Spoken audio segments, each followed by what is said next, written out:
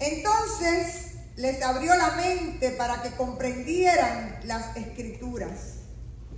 Y les digo, así está escrito, que el Cristo padeciera y resucitara de entre los muertos al tercer día. Y en su nombre se predicara el arrepentimiento para el perdón de los pecados a todas las naciones, comenzando desde Jerusalén. Vosotros sois testigos de estas cosas.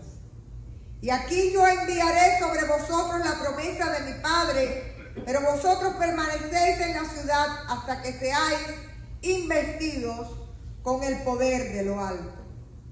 Entonces los condujo fuera de la ciudad hasta cerca de Betania, y alzando sus manos los bendijo.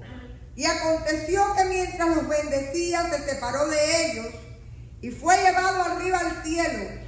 Ellos, después de adorarle, regresaron a Jerusalén con gran gozo y estaban siempre en el templo alabando a Dios.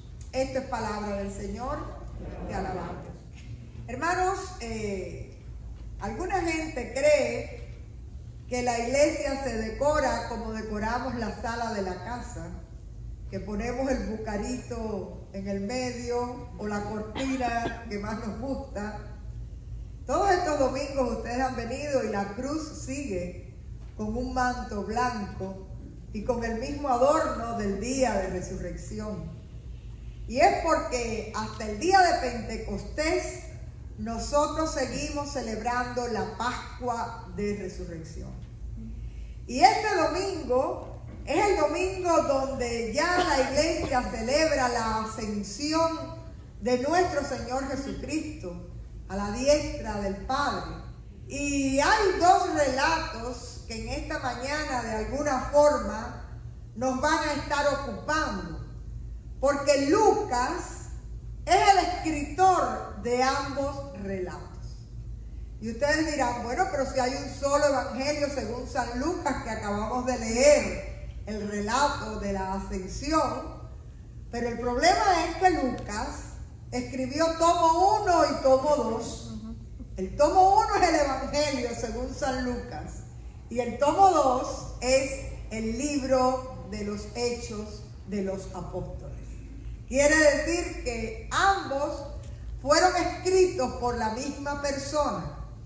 Y si ustedes escudriñan, se van a dar cuenta que si en el libro de Lucas se narra la ascensión, no hay detalles de la ascensión propiamente, sino más bien de lo que sucede con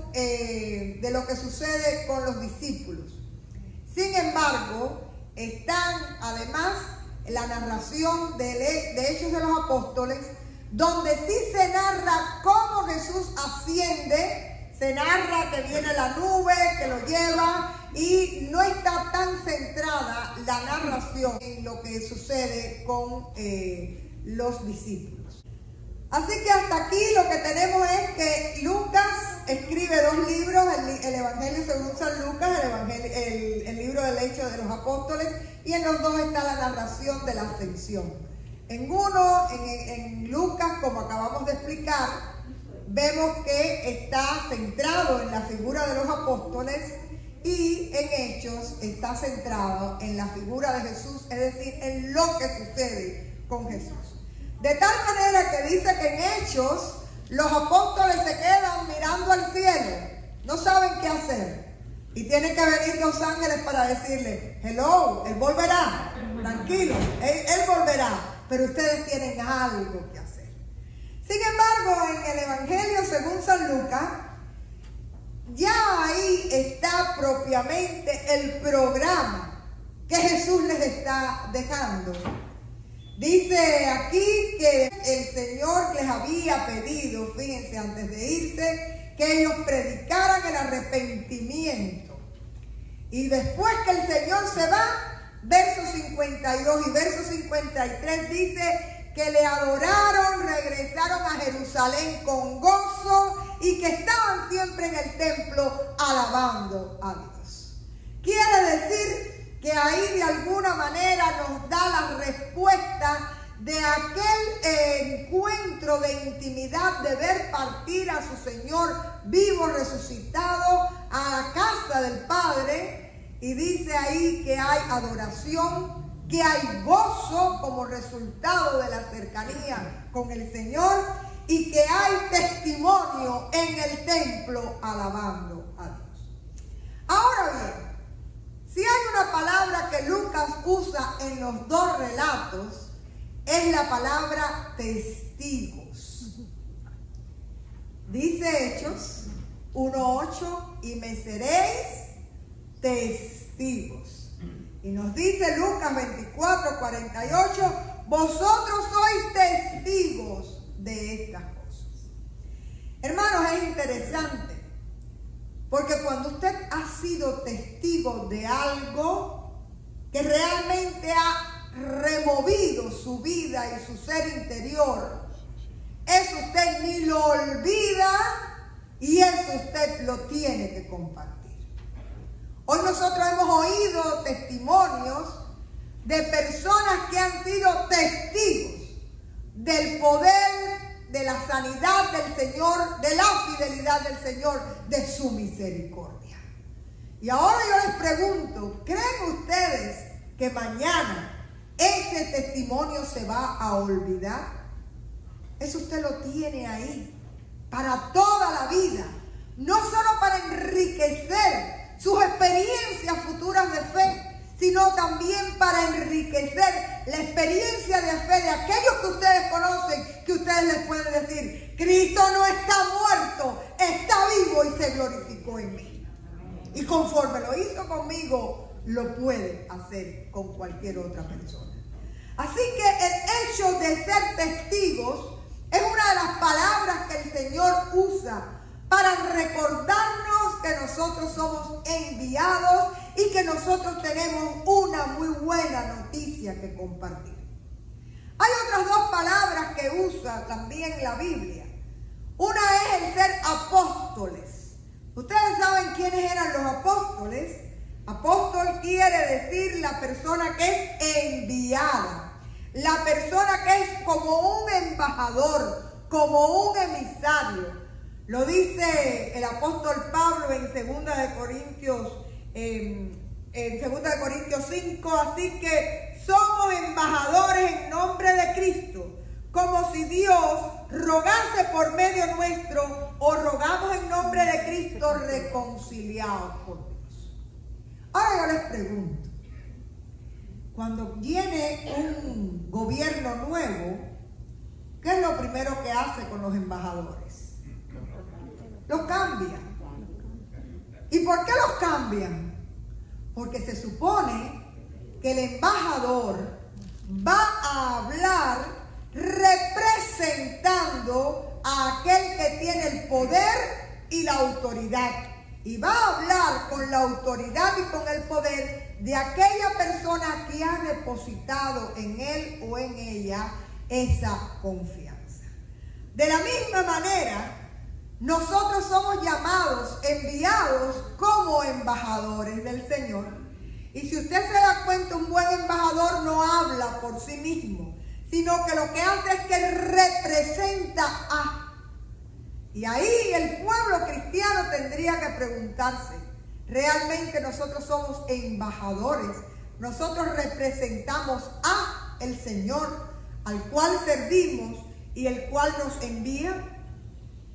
Otra de las palabras bíblicas es el ser discípulos. Y discipulado no es otra cosa que ser aprendiz. La pregunta es, ¿alguno de ustedes ha terminado de aprender del Señor? Es un acto permanente. Pero es un acto permanente que no nos pasa como en la universidad. Usted estudia, aprende, se gradúa y se va a trabajar. No pasa lo mismo con la vida cristiana. Usted aprende cada día y cada día usted es enviado a ser discípulos, a ser embajador, a ser emisario del Señor para este mundo que les rodea. Así que hasta ahora hemos querido jugar con las palabras que nos ayudan a entender lo que quiere decir ser testigos. Ser testigos es ser buenos discípulos, conociendo y aprendiendo siempre del Señor, pero haciendo discípulos a nuestro alrededor, siendo enviados, siendo embajadores del Señor, hablando en su nombre, hablando en su autoridad, y que a través de nuestro rostro la gente pueda ver el rostro del Señor. Ahora bien, quiero hacer una salvedad. Si ustedes se percatan, cuando el Señor se está yendo, le está dando una autoridad a aquella gente extraordinaria. Y aquella gente lo había dejado solo cuando Él fue a la cruz. Aquella gente lo habían traicionado. Aquella gente había tenido miedo.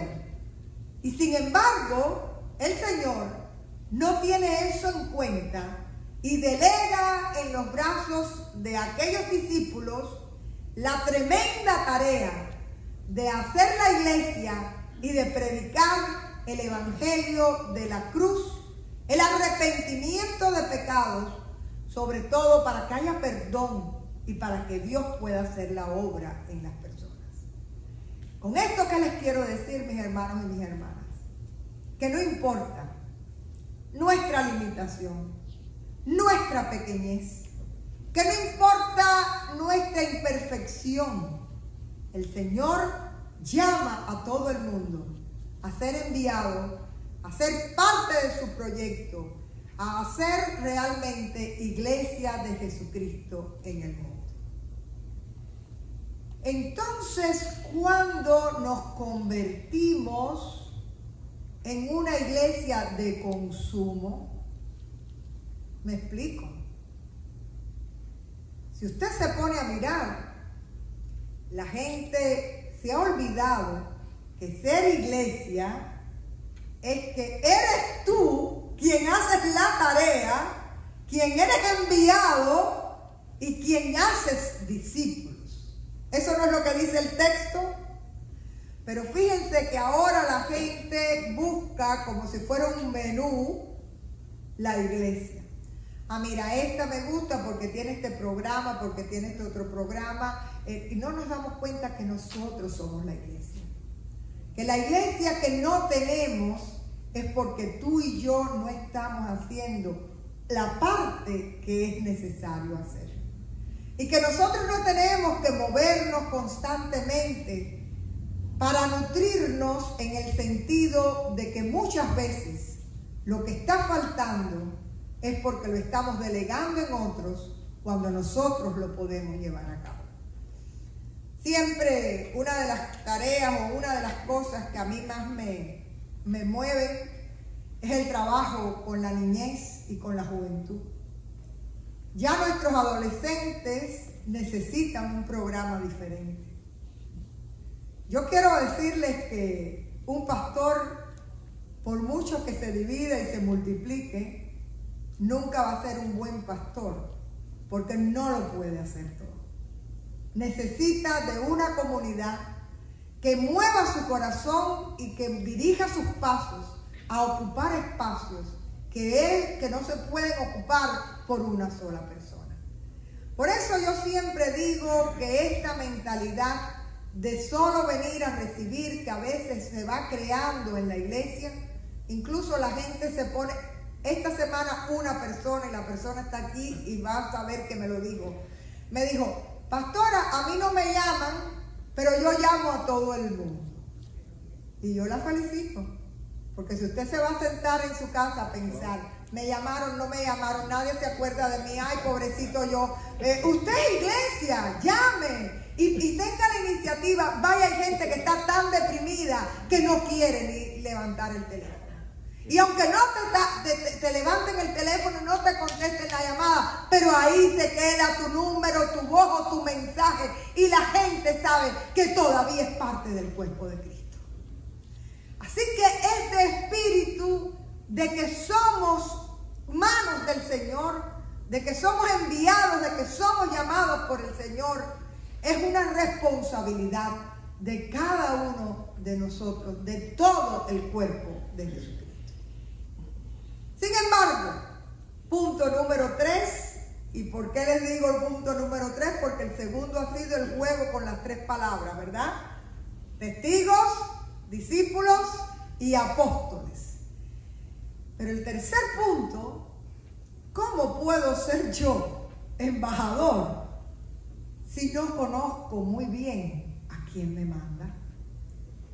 ¿Cómo puedo ser yo maestro y discipulando a otros si yo mismo no vivo en intimidad y en cercanía con Dios? ¿Tengo yo algo que compartir a partir de mi experiencia de fe? ¿He tenido yo realmente encuentros de vida con el Señor Jesucristo que puedan servir a otras personas para avivar y fortalecer su fe? A veces creemos que solamente las buenas historias es donde Dios se glorifica. Muchas veces usted no va a tener la respuesta que usted está esperando. Pero si Dios está ahí sosteniéndote, si Dios está ahí consolándote, usted también tiene palabra para compartir con aquellos que viven la misma experiencia que usted. Y en esta última idea que quiero dejarles, está la gran verdad espiritual.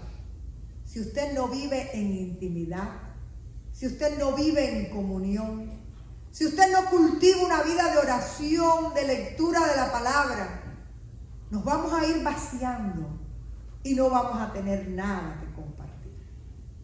Solo la gente que vive en intimidad y en cercanía con el Señor tiene recursos para dar y tiene recursos para sostenerse en medio de las luchas y de las pruebas de la vida.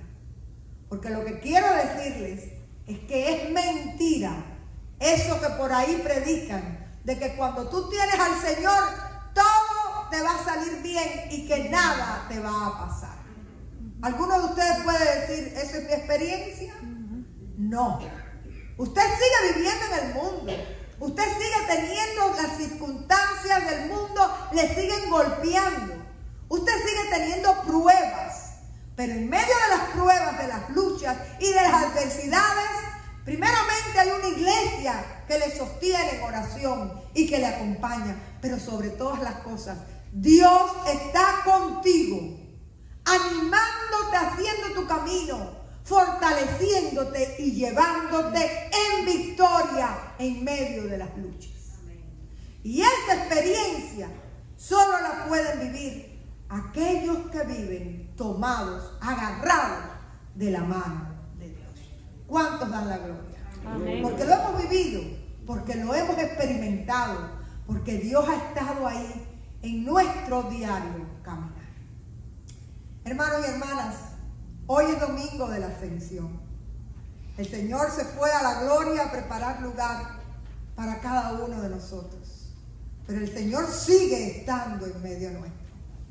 Y en medio de nuestro mundo, de esta ciudad, de nuestras circunstancias, nos invita a ser embajadores, a ser enviados, a ser testigos, a ser discípulos, que inspiremos a otros a encontrar el rostro del Señor. Y eso solo podremos lograrlo en la medida en que tú y yo vivamos tomados de la mano del Señor, en una comunión, en una intimidad, en una amistad con nuestro Salvador, que usted sepa que usted sin Dios nada es, porque el Señor es nuestro todo, es nuestro respirar, es aquel que alienta nuestro corazón y nuestra vida. Vamos. Él conmigo está, pues.